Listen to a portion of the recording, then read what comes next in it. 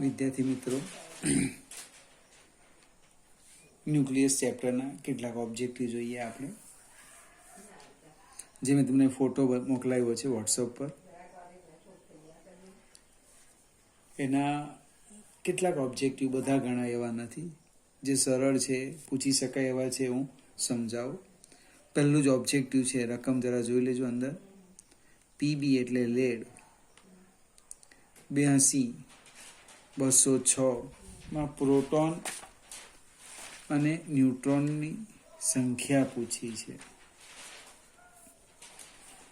પ્રોટોનની સંખ્યા કેટલી તરત લખાઈ જો. પ્રોટોન 82,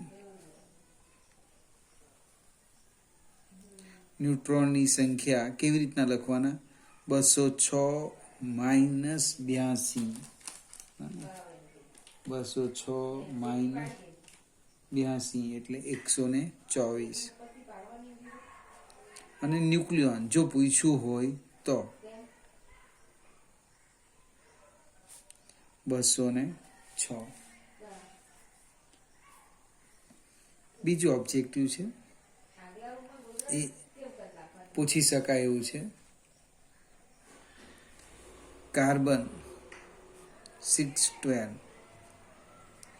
પછી બી 512, 614 છે અહીંયા મિત્રો. બી એન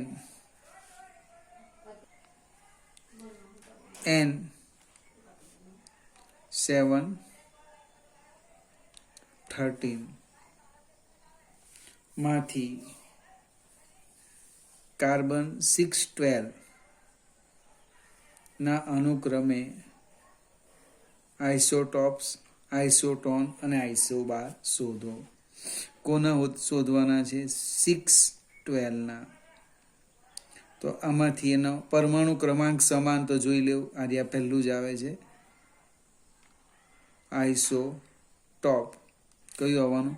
કાર્બન 614.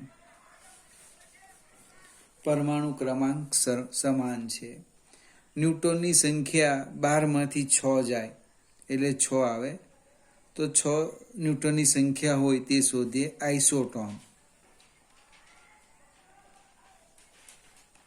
તો 14 માંથી 6 જાય 8, 12 માંથી 5, 7, 13 માંથી 7, 6 એટલે કોણ આવવાનું? N713. ત્યાર પછી આઇસોબાર.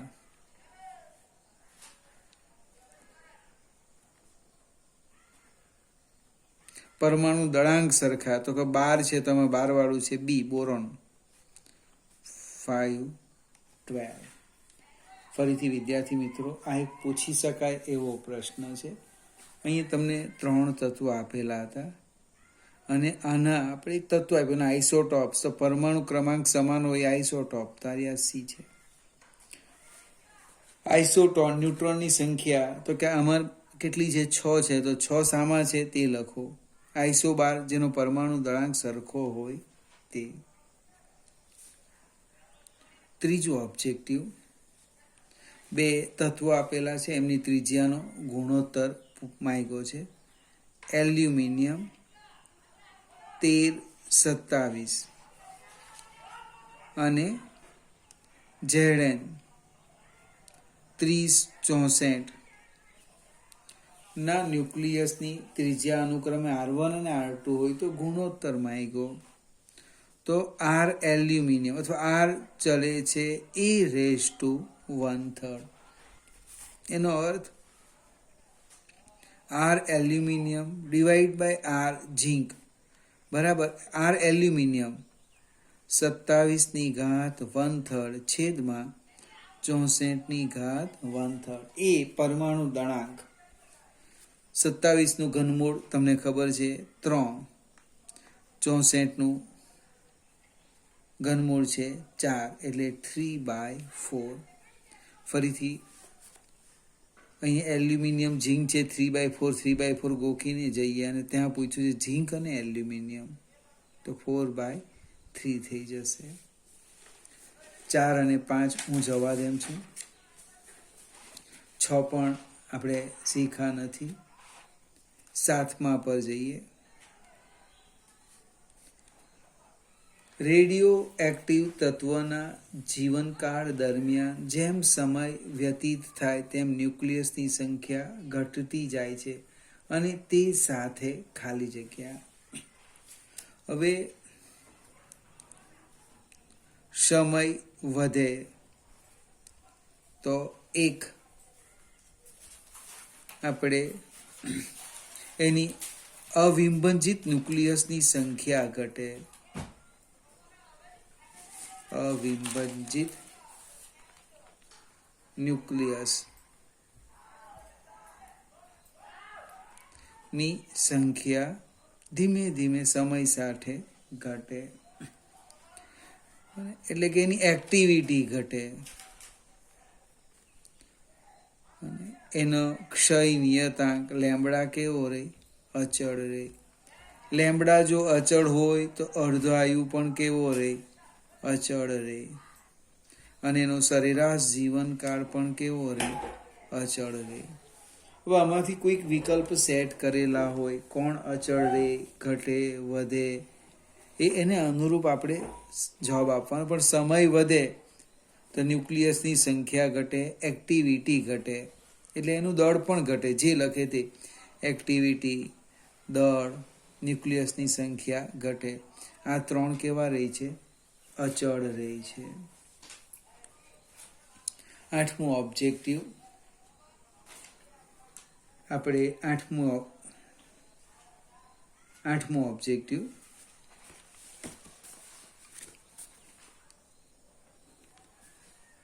એક રેડિયો એક્ટિવ તત્વનો અડધો આયુ આપ્યો છે 5 મિનિટ. તો 20 મિનિટના અંતે તેનો ખાલી જગ્યા ટકા જથ્થો અવિભાજિત રહેશે. હવે આપણે કામ આ રીતના સ્ટેપ લખીએ, સમય લખીએ અને એનો જથ્થો, ધારો કે દળ લખું કે ન્યુક્લિયસની સંખ્યા જે લખે તે 0 સમયે n0 હતી. અર્ધાયુ 5 મિનિટ છે, એટલે એ સમય કાઉન્સમાં લખી મૂકીએ મિનિટ. તો આ થશે n0/2. 10 n0/4 અડધા કરતા જવાનું. 15 n0/5 અને 20 મિનિટ અહીં 8 આવશે ભાગ્યા 2 n0/16. એટલે 20 મિનિટ બાદ શું થવાનું? 20 મિનિટ બાદ આપણે આમ લખવાના, n બરાબર n0/16, m બરાબર m0/16, એટલે કે n/n0 1/16. ટકા જોઈએ એટલે n/n0 ગુણ્યા 100, 100/16, 100/16 એટલે 6.25 જવાબ આવે. આટલો ભાગ અવિભાજિત રહ્યો હશે તો કેટલો વપરાઈ ગયો? તો 100માંથી બાદ કરી દેવું અને જે આવે એ આપણો જવાબ.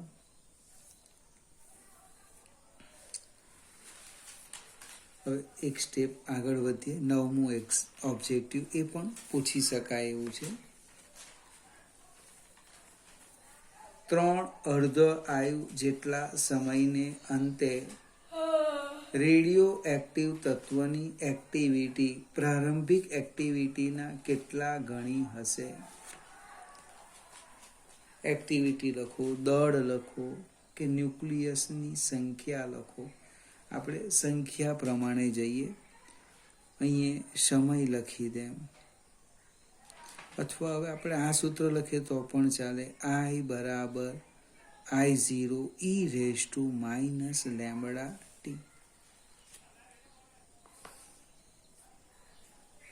અહીંયા ઈ આવે છે, એના કરતા આપણે સંખ્યા લઈ લઈએ. સમય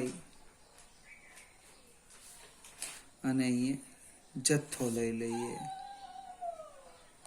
0 સમયે જથ્થો હતો n0. એક અર્ધ આયુએ n0/2. બે અર્ધ આયુએ અને n0/4, અથવા તમને યાદ હોય તો આપણે લખેલું n/n0 = 2/2. ત્રણ અર્ધ આયુએ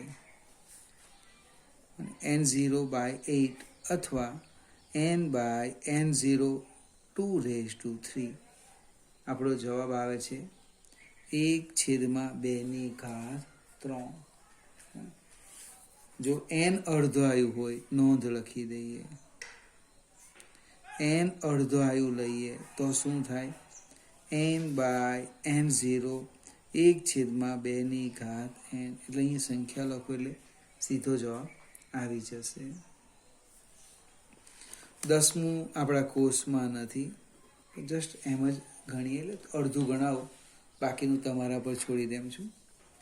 એક સમીકરણ લખવાનું છે. તત્વ આવ્યું છે PU 94 241. એનું એક કોઈક નવા તત્વમાં રૂપાંતર પામે છે. ખબર નથી, જે શોધવાનું છે XZA. એ રૂપાંતર પામે તે દરમિયાન 8 આલ્ફા કણ એટલે કે He હિલિયમ-24 પ્લસ 5 બીટા કણ એટલે આમ અને β0 -1 નો ઉત્સર્જન કરે છે. તો એ તત્વ કયું હશે? તત્વ આપણે શોધવાનું છે. તો પહેલા પરમાણુ ક્રમાંકની સરખામણી કરીએ. પરમાણુ ક્રમાંક જો ડાબી બાજુ જો કેટલો છે 94, જમણી બાજુ Z વત્તા 8 આલ્ફા કણ એટલે 8 દુ 16 અને બીટા માટે 0.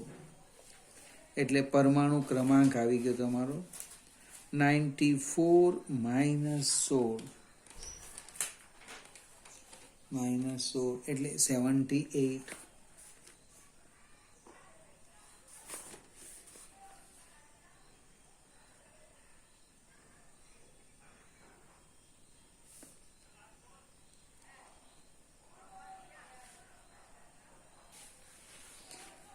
હવે પ્રશ્ન આવ્યો, વિકલ્પ જે છે એમાં 78 નથી.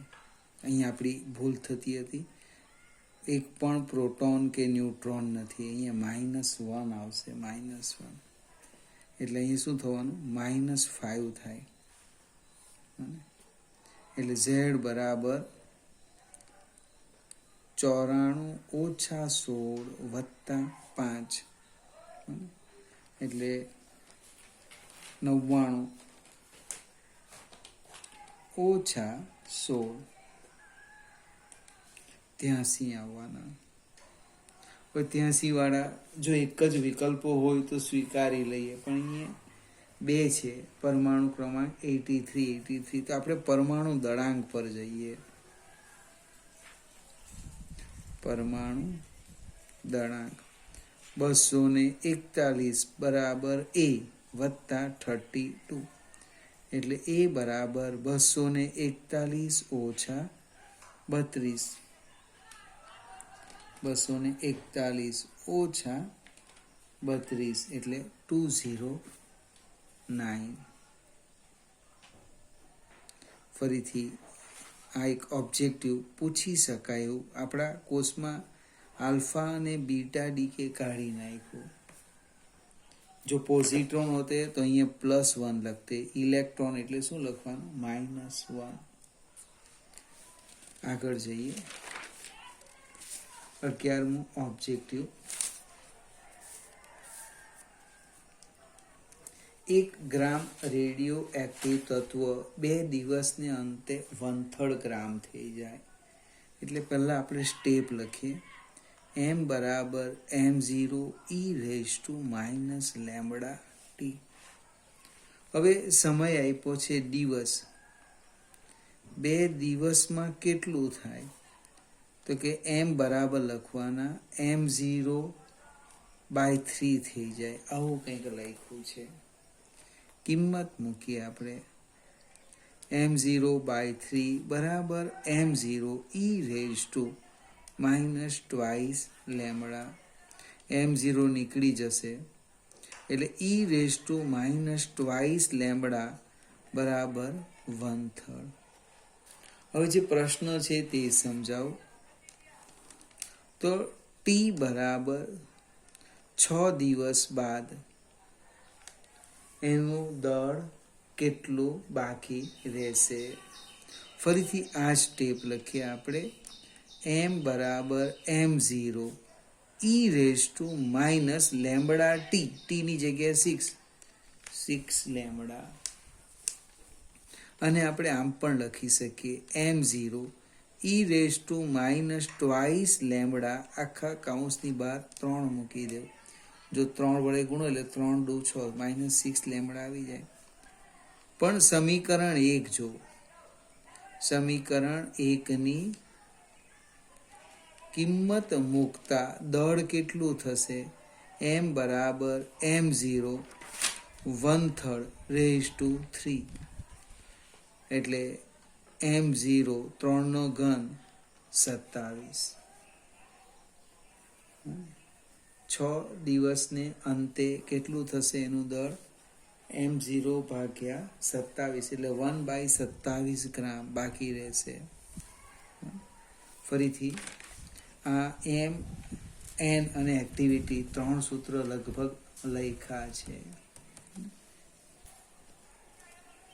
આજે આપણે આટલું જોઈએ. બાકીના ઓબ્જેક્ટિવ હવે પછી હું થિયરી સમજાવીશ ક્લાસમાં, અને ત્યારબાદ આપણે આની ચર્ચા કરીશું.